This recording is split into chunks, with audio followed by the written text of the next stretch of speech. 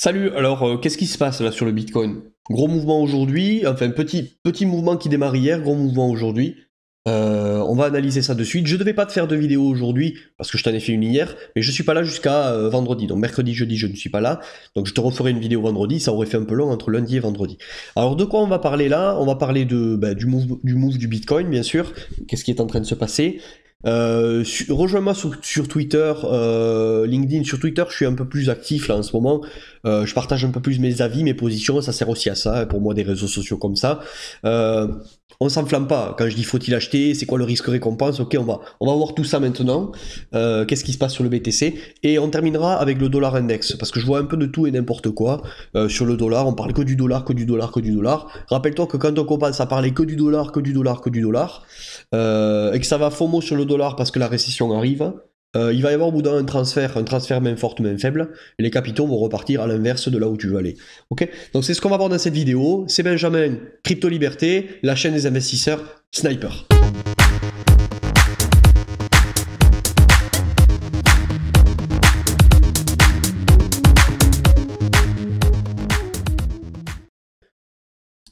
Alors je me suis réduit, je suis un peu plus dynamique aujourd'hui, le rhume est en train de partir. Le Bitcoin, de suite on y va. Alors en daily.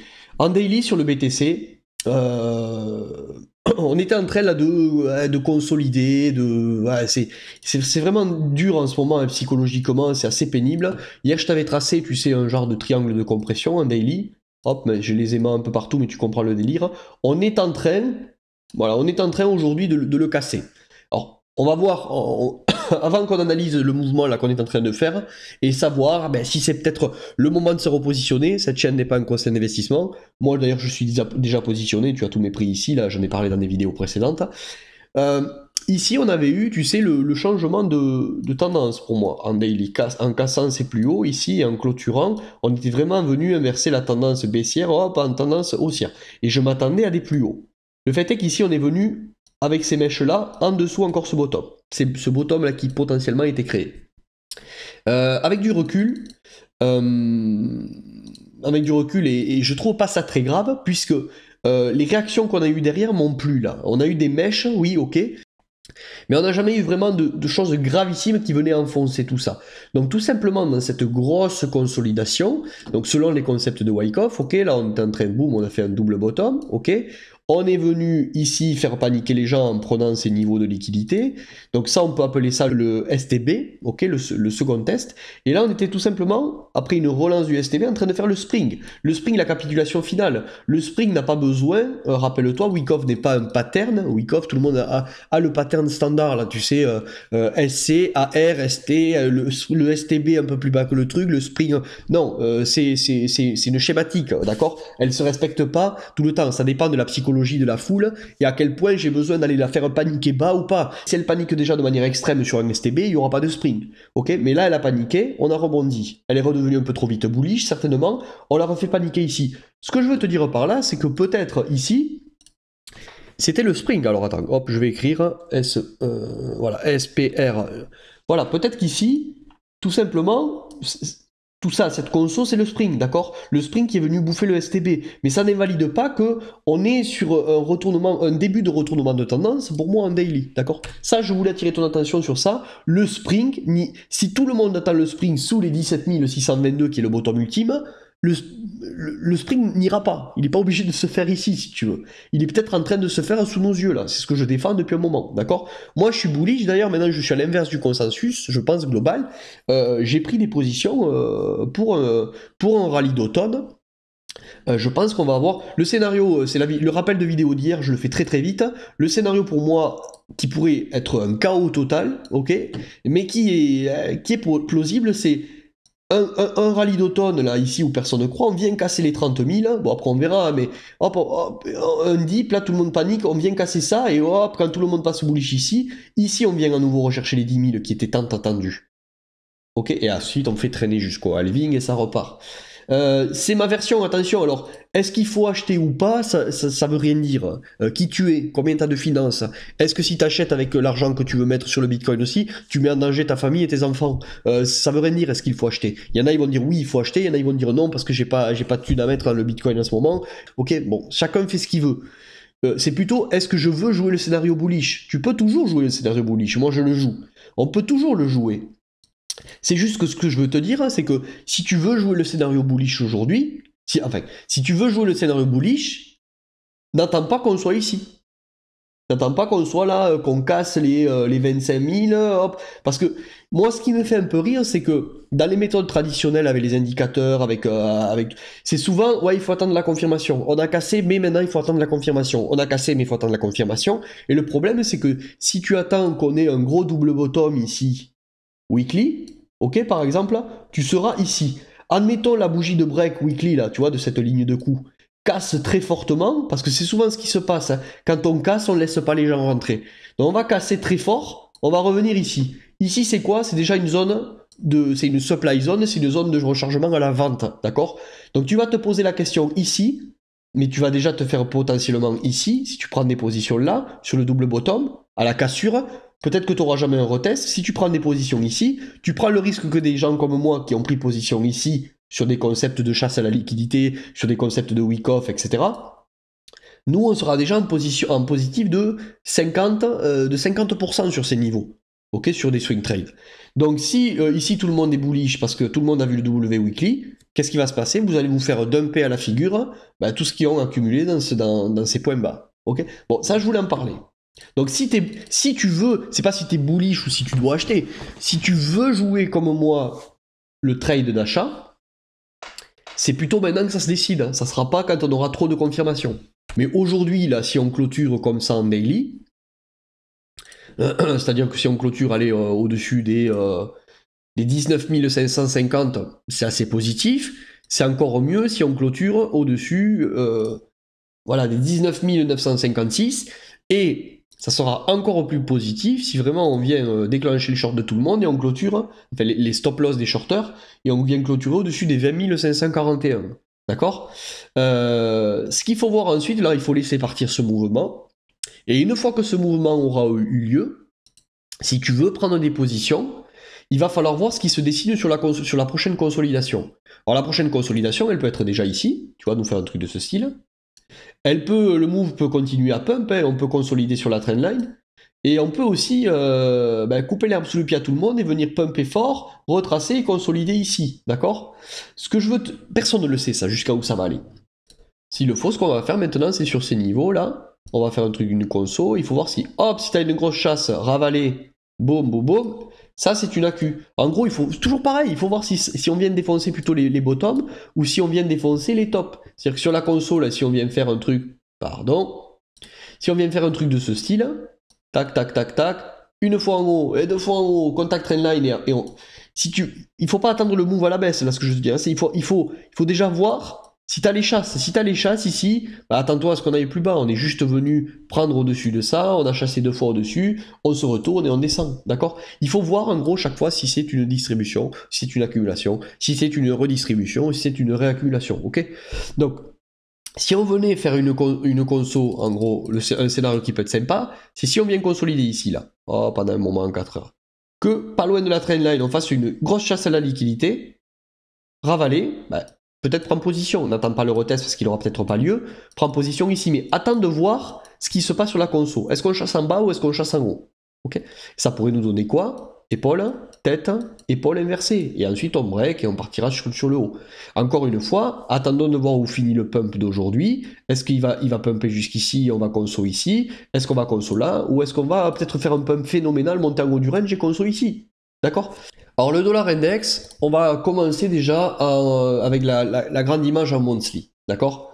En monthly, le dollar index, c'est là ce que je vois à l'écran, c'est baissier en monthly. Pourquoi? Parce que simple concept de la théorie de Dow, on fait des pics de plus en plus bas et des creux de plus en plus bas. Ok, on est d'accord, ce creux est plus bas que celui-ci. Donc la fractalité du dollar index, elle est bearish. Donc ça ne veut pas dire qu'elle va pas repasser bullish en monthly. Ça veut dire que les statistiques aujourd'hui nous disent que sur les niveaux où on arrive ici, on risque de défendre ce top. Je dis pas qu'on va le faire, je dis qu'on risque de défendre ce top. Les probabilités sont plus maintenant à la défense de ce top qu'à la cassure de ce top. Pourquoi? Parce que la fractalité monthly est baissière. On est d'accord, je pense à weekly. En weekly, c'est bullish. Ben oui, c'est bullish en weekly. Mais ce mouvement-là qu'on a depuis beaucoup de semaines, c'est bullish en weekly. Pourquoi? Pour exécuter une fractalité monthly bearish. Je m'explique. C'est haussier, ce mouvement à la hausse weekly est un retracement d'un mouvement baissier grosse unité de temps monthly. Donc c'est normal qu'on soit bullish en weekly. Mais attention, ce run bullish weekly sur le dollar index, il va se terminer. Regarde la parabole que l'on a maintenant. Donc, une parabole. Moi, ce qui m'inquiéterait, c'est plus si on arrivait sur ce niveau de supply zone, d'accord? Si on y arrivait de manière gentille, doucement, doucement. Non, on y arrive en climax run quasiment. On y arrive en... c'est pas un climax run, mais on y arrive en parabolique. Donc, parabolique, plus en monthly une fractalité qui est bearish, les deux alignés, plus un sentiment qui devient de plus en plus bullish sur le dollar, ok, tout ça réuni fait qu'on a un risque de retournement potentiel. Plus ce qu'on commence à voir sur le BTC, plus, bon, je passe tous les signaux, mais on va rester sur l'analyse technique. Alors, qu'est-ce que c'est cette zone rose que tu vois à l'écran, que je t'ai dessinée? Alors, cette zone rose, on appelle ça une supply zone, ou c'est un order block, ok, un point of interest, ok, tout ce que tu veux, c'est une zone clé. Qu'est-ce que c'est cette zone clé? En monthly, c'était le dernier pump que l'on avait eu avant le retournement de marché. Donc selon des concepts de Wyckoff, de Smart Money Concept, etc., quand je trade avec le prix et avec les concepts de Smart Money, ok, il y a souvent, avant un mouvement, toujours une manipulation. C'est-à-dire que avant qu'un marché parte à la baisse, il y a toujours une dernière manipulation à la hausse pour prendre tout le retail à revers. Okay. Pourquoi? Parce que le retail trade le double bottom, la continuation, le breakout. Donc ici sur le dollar index, qu'est-ce que c'est? C'est typiquement ce dernier mouvement fort à la hausse en monthly que l'on a eu avant le retournement de marché. Et tu vois, depuis la bougie du 1er avril 2002, c'était la clôture du mois d'avril, pardon, depuis la clôture du mois d'avril, on n'est pas monthly venu retester, on n'est pas venu retester, tu vois, le bas de cette dernière bougie de manipulation. Donc ça s'appelle un order block ou une supply zone. On se rapproche ici de cet order block, de cette supply zone. Donc moi, déjà, ça ne m'étonnerait pas qu'on aille retoucher ce niveau. Ok, donc ce niveau, potentiellement, on va le retoucher. Je pense même qu'on va y aller. C'est quasiment, on ne peut pas dire sûr. Alors il a combien ce niveau? À 115,54, d'accord? Les 115, on va y aller. Ou les 115 ou les 116. On va peut-être même rentrer dans cette zone. Donc en revenant ici, qu'est-ce qu'on s'attend à voir? Et je vais finir ma vidéo avec ça. On s'attend à avoir une distribution maintenant. Donc, ça ne veut pas dire qu'on va pas casser. Attention, c'est pas une vérité, ça ne marche pas. Si la Smart Money a décidé de retourner la fractalité monthly, elle va la casser cette zone, d'accord? Elle peut très bien arriver ici, hop, et pouf, casser cette zone. Et là, on aura un changement de paradigme avec un dollar index qui sera hyper puissant et bullish. Mais là, ça veut dire que ça ira pas très bien parce que ça va effondrer tout le reste, quoi. Donc, moi, je pense pas que c'est même sain que le dollar maintenant continue à être très très fort par rapport au reste. Je pense qu'on est dans une parabole et que ça va se retourner, tout ça. Donc, qu'est-ce qu'on s'attend à voir? Et je clôture ma vidéo avec ça. On s'attend là en weekly ou en daily, dans cette zone, pour respecter la fractalité monthly, on devrait voir une distribution. Donc, en gros, ici maintenant, en weekly ou en daily, il va falloir être vigilant de voir est-ce qu'on va voir un truc de ce style. Hop, hop. Ok, donc ça, ce sera une distribution. Pourquoi? Parce qu'on vient chasser chaque fois les shorters. On vient inciter les gens sur le breakout à prendre des positions et hop, on retourne le marché. Donc si on voit ça, si tu vois une distribution, ça va te confirmer que le dollar risque de se retourner et que donc les capitaux risquent, si on a un retracement du dollar, risquent de se déverser dans les actifs à risque. Par contre, si on arrive dans cette zone ici et que là on commence à consolider, ok, et que tu vois un truc de ce style-là, hop, hop, qu'on chasse à nouveau les acheteurs, ça veut dire que potentiellement on est en train de faire une réaccumulation. Donc une réaccumulation, qu'est-ce que c'est? C'est une petite distribution suivie derrière d'une accumulation, ok? Et si tu vois quelque chose comme ça, Ben là, c'est que potentiellement la fractalité monthly pourrait se retourner et que là, bon, ben, les jours, les jours qui vont suivre, les jours, semaines et mois qui vont suivre, seront pas très beaux. Ça ne veut pas dire qu'il faut lutter contre le mouvement, parce que il faut attendre maintenant une consolidation avant de décider de prendre des positions ailleurs ou de shorter le dollar index, par exemple. Mais ce que je veux dire, c'est que c'est plus un moment maintenant où on va être à l'affût de shorter, ou à l'affût maintenant de sortir son dollar pour aller l'investir dans autre chose, plutôt que de se poser la question, bon, est-ce qu'il faudrait pas vendre mes euros pour du dollar maintenant? Ou est-ce qu'il faudrait pas se poser la question de vendre mon BTC